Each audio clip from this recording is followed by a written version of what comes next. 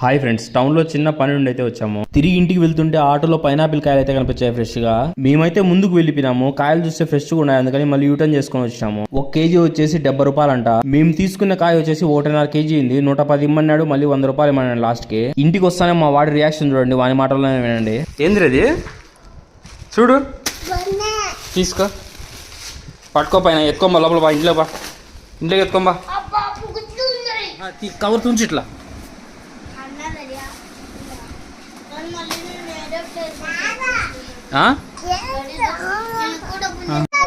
ఏంది ఏంది తెలుసా నీకు? పైనాపిల్ అంటారా? సర్లే తిందామా.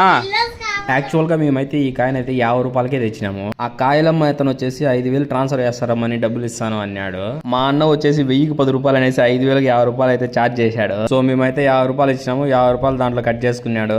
అలాగే 50 రూపాయలకే కాయ తీసుకొని ఇంటికి ఎత్తుకొని వచ్చేసాము. తినరా, కొరుకు ఆబెట్టుకో. ఎట్లుంది? తిను, ఆబెట్టుకో, కొరుక్కో, నోట్లో పెట్టుకునే. ఎలా ఉంది? కోసేయాలంట బాగా చిన్న జల పెద్దనా.